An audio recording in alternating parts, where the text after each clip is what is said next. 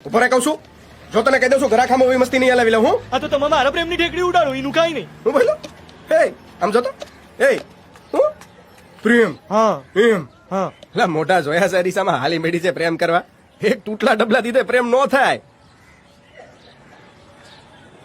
મન થાય. એટલે એમાં ગળગળા નો થવાય